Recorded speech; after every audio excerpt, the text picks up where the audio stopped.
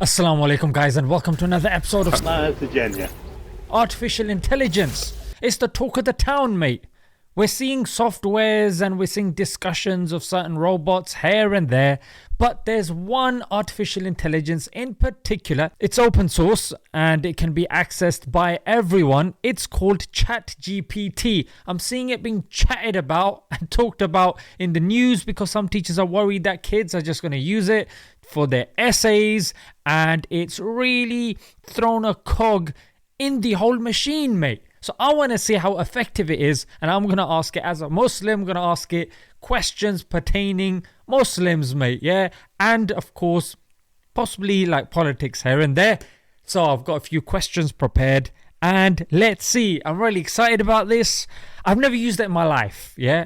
This video might even be a flop. Who knows? Yeah. If you're seeing it, it means that the video was not indeed a flop, and I thought it was good enough to post. Okay, as you guys can see, those are my questions. Yeah. So the first one, let's put it in. Prove to me that Islam is correct. Yeah. Let's see if this artificial intelligence can do this for us. Bismillah. As an AI, I am not qualified to provide a definitive answer on the truth or correctness of any particular religion or belief system. Okay, so that's not very intelligent, frankly, because if you are rational and you're using your brain, you are going to be able to formulate an opinion. This shows that it's being curtailed here, yeah? So it is ultimately up to individuals to decide what they believe based on their own experiences, personal convictions, and evaluations of the available evidence, blah, blah, blah. Just talking, but really not saying anything. In other words, saying, sorry, I'm not allowed to answer that, mate. There are many different arguments and perspectives that can be used to support or challenge the validity of Islam or any other religion. It is important to approach these with an open mind, clearly like you're doing, mate, yeah? Irony, and to carefully consider a range of viewpoints in order to arrive at a blah blah blah blah. Yeah, waffle, mate. What a rubbish answer. So here's my next one. Yeah, prove Allah is real in simple terms. I hope he's not going to give me another politically correct answer. It is not possible to definitively prove the existence of Allah or any deity through empirical evidence or scientific methods. Okay, now this is interesting, but why is that the criteria? Why is the criteria using empiricism? It's fallen in the trap of, if I can't see it, if I can't hear it, if I can't taste it, if I can't touch it, if I can't smell it, therefore it does not exist, mate. Nonsense. Belief in a higher power or divine being is a matter of faith and personal belief. Nonsense, mate, yeah? There are other ways and other evidences that you can bring to the table. Ontology, philosophy, rationality, reason, mathematics. I'm actually quite disappointed, frankly, because it's supposed to be a higher form of intelligence. It's actually gone down. It's actually a regressive form of intelligence. It's up to the individual, blah, blah, blah, up to the interpretation. Different people may have different ways of understanding and experiencing. Okay, there are different arguments, perspectives. Didn't really answer the question, frankly. Here's the next one. Prove the Prophet Muhammad, peace be upon him, existed. This is very easy. In fact, it's in a book called Forbidden Prophecies. He breaks it down, Abu Zakaria, really well. Non-Muslim guys, give me some non-Muslim guys. There have been many non-Muslim historians who have studied and written about the Prophet. Number one, Theophanes. Okay. Theophanes the Confessor. Theophanes was a Byzantine monk and historian who wrote a chronicle of world history from the Okay, I'm impressed now. I'm impressed. From the creation of the world up to the 9th century. His work included a detailed account of the rise of Islam and the rise of Prophet Muhammad. Okay, Theophanes the Confessor.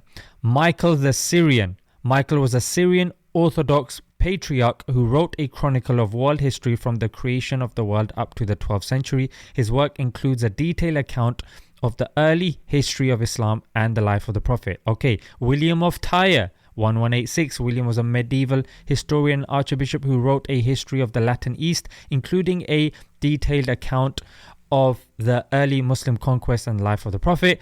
Edward Gibbon was an 18th century English historian who wrote a monumental history of the Roman Empire called The Decline. Okay, perfect. And he included, of course, Islam and the life of the Prophet. Okay, good. This is the first one that the AI has done well. Which religion is the most correct? I'm not even going to ask that because it's going to flop that. If God is real, why is there evil? Okay. Let's see what happens here. Come on, mate. He's thinking. Oh, you can see this. Look at the dots there. He's like, this is an interesting one. There are a lot of answers here. It'll be interesting to see what perspective the AI takes. It's still going. You see with the early ones, it was very quick. Nothing. It's given nothing. Let's do it again. Regenerate response. Okay. Oh, there it is. Okay. The existence of evil and suffering in the world is a complex and deeply philosophical question and has puzzled theologians and philosophers for centuries. There are many different ways to understand. Okay, give me one. One way to approach is to consider that the idea that the world is where humans have free will and are able to make choices about their actions. Okay, very interesting angle to take. With this freedom comes the possibility of making choices that cause harm or suffering to others. In this view, evil and suffering are the result of human actions rather than directly being caused by God. Very good answer. Another approach is to consider the idea that God allows evil and suffering in order to give humans the opportunity to exercise free will and make choices about how they respond to difficult situations. This could include choices related to how to alleviate suffering and bring about good in the world. Okay, to do with action then. Okay, ultimately the question is deeply philosophical, different people, blah, blah, blah. All right, nonsense. Okay, good. This was decent. Let's move on. How can Muslims achieve unity? Let's see if the AI can solve this one, yeah? Flaming Nora. All right, go. There are many different ways that Muslims can work towards unity and cooperation within the Muslim Ummah. Some potential approaches are fostering understanding and respect for diversity within the Muslim community. Very good. Yeah? Understanding and respecting diversity. Number 2, encouraging dialogue. Okay. Number 3, working towards common goals. Okay, that's a good one. Look at the thing that's common rather than what's uncommon. Oh, this sect believes this, mate. Yeah, but what's common? Common is Islamophobia. Yeah, what we're suffering. Common is, the education system being infiltrated by certain isms and schisms so they can put their agenda forward. Building strong positive relationships. This was a bit dead, frankly. How can I prove the Qur'an is from God? The Qur'an is considered by Muslims. There are many arguments that can be used. One argument, that it contains predictions and prophecies. Okay, good. The rise of the Muslim Empire. Another argument is the scientific and historical statements. For example, structure of the universe. Ultimately, it's up to a person's blah, blah, blah. Politically correcting. Very weak answer, frankly. Very weak. For artificial intelligence, I expected something a bit more. As a Muslim, I can't find anyone to get married to. Where should I look? Alright, I have to be more specific. If you're finding difficulty, there are potential to seek guidance from a trusted scholar. Okay. Number 2, consider online dating. Well, that's not very intelligent because as Muslims, we don't date. Number 3, attend events, social events. Consider seeking the help of a matchmaker. Muslim communities. No, I thought they were going to say something. And then the typical ending paragraph. Alright, it was okay. How can I balance deen and dunya? Let's see. In Islam, the concept of... lecture again. Balancing can be challenging. Here are a few steps. Number 1, set priorities. Prioritize your time and energy. Very good. I like that. Number 2, seek guidance from Muslim leaders. Very good. Number 3, Stay connected to the Muslim community. Very good, Imam. Was it a chat AI? Good. Number 4, remember the ultimate goal. Okay, which is, it can be helpful to keep in mind the ultimate goal of living a life that is pleasing to God and that is focused on serving and helping others.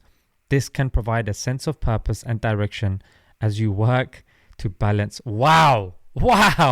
Amazing. That was a good one. They've answered it well. Okay. Let me get a bit wobbly now, yeah? All right. Let's see how good its reasoning skills are, yeah? Convince me that Andrew Tate is a good person. I'm sorry, but as an AI model, I'm not familiar with Andrew Tate or his actions or character. It's not within my capabilities. Wow, that's dead. Okay, should I watch Muhammad Hijab? I'm not able to provide specific recommendations, blah, blah, blah. I don't have the... yes, you do. You just don't want to because politically correct, innit? How do I get to Jannah? Okay, no. They'll probably give me some stuff. All right. How do I escape the LGBT Q? I'm going to add the Q in. Programming. Come on, G. As an AI, I do not have personal experiences. Oh, boring. Okay, how can I avoid being a slave to the system? It is not uncommon for people to feel as though they are being controlled or oppressed by larger systems or structures. There are a number of steps that you can take to resist or challenge these systems. Number 1, educate yourself. Okay, I want to see. The first thing to resist this is learning about the structures. Yeah, okay. Our lives and ways in which they can be used to control or oppress. We can better equip yourself. Okay, so know about the systems first. Number 2, get involved in activism. Grassroots organizations, protests and demonstrations, raise awareness. Good. Number 3, build support communities. Yeah.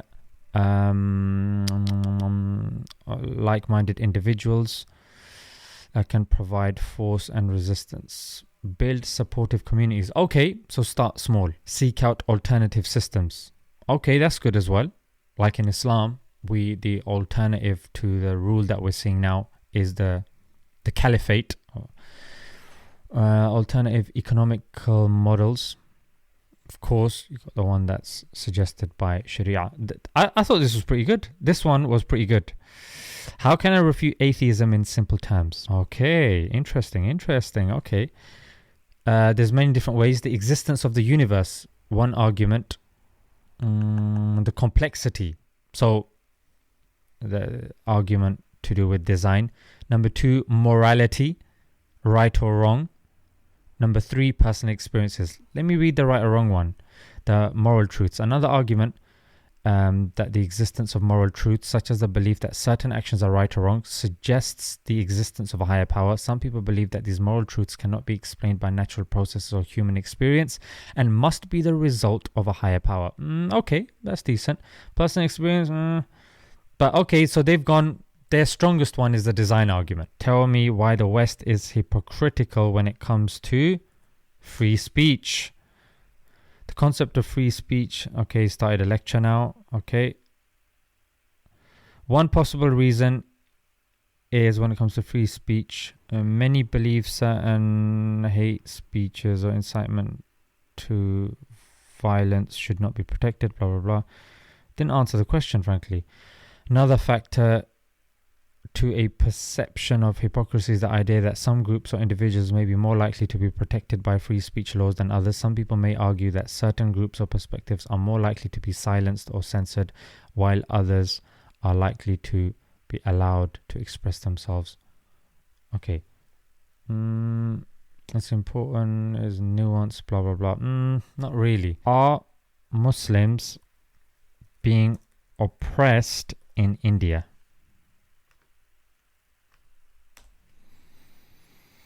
There are many concerns about the treatment of Muslims in India, with some reports suggesting that Muslims face discrimination, prejudice and violence. There have also been concerns about the rights and freedoms of Muslims. It's important to know, okay, however, Muslims do face challenges. Okay, at least you've admitted that. Fair enough. Fair enough. Is it legal to challenge... Okay, I'm not going to do that. The video's going to get cancelled. All right. Is masculinity under attack? Prove it. That's a good one. I don't know why I'm saying it's a good one, because I came up with it. There have been a number of debates. Okay. Some people argue masculinity is under attack. Again, some people. Others argue that it's overblown. It's difficult to definitively prove that masculinity is under attack, as this is a complex and nuanced issue. And then blah, blah, blah. Ultimately, the question whether or not masculinity is under attack is complex and deeply philosophical one. I didn't really answer it, frankly. How can I be a masculine male in the 21st century? Masculinity is a complex and multifaceted concept. Okay. Next, I'm going to ask, what is a woman? Guys, sorry about the lens. It's flopping me, but the video's too good. Define your own masculinity. Be open and honest. What does that mean? Seek balance. It doesn't mention anything about stoicism, going to the gym, looking after yourself, mental health. All right, what is a woman?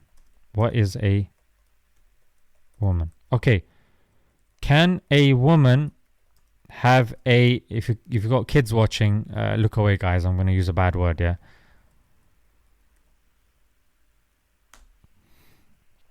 It is rare, but it is possible for a woman to be okay. Congenital adrenal hyperplasia can cause the development of external genitalia that are more typical of men. It is also possible who are assigned female at birth to undergo gender confirmation surgery. What is a woman? A woman is a female human being. The term woman is typically used to refer to an adult female, although it can refer to girls who have reached puberty. Okay, it starts talking about estrogen. Womanhood is not limited to biological characteristics. Then it goes to the LGBT. Okay. At least it's not like mega woke, innit? Okay. Why can the West not condemn Israel? The relationship between the West and Israel is complex and multifaceted. There are a range of reasons. Number one reason maybe the Western countries may have strong diplomatic, economic and military ties with Israel. Some people may believe Israel has a right to defend itself and its citizens from threats. Nah, that's a mad one. That's typical Zionist propaganda, mate. That's a typical copy-paste from their book. That's a mad one. Right to defend. And many view certain actions by the Israeli government as necessary for national security. Okay. Mad thing. Another factor that may influence the West's response to Israel is the influence of pro-Israel lobby groups. Okay. Finally, it is also possible that different Western countries may have different perspectives on Israel and actions. No. Does Israel go against international law and oppress Palestinians? Oh my gosh, so many bad spellings. There are a number of concerns that have been raised about the actions of Israel. Some people argue that Israel has violated international law. Some people argue this is pretty much an objective fact. Others argue it has a right to defend itself. Typical nonsense answer. I was going to say something inappropriate. Okay. Will bestiality and incest eventually become legal? It's not possible to predict with certainty the legal status of bestiality. There are a number of reasons why bestiality and incest are generally considered to be harmful. For example, both practices can pose risks to physical and mental health and can lead to the exploitation and abuse of animals. Is it wrong though? And didn't answer my question. It's important to recognize the laws and social norms that govern human behavior are constantly evolving, and that what is considered acceptable or unacceptable can change over time. However, it is generally unlikely that practices that are widely considered to be harmful or abusive will be legalized. It's always a good idea to approach questions of legal and social norms with an open and critical mind. Guys, there you go. What did you think of this open AI? Was it good? Was it bad? Was it very bad? Was it very good? Yeah? Let me know, and let's leave it there until next time. Assalamu alaikum.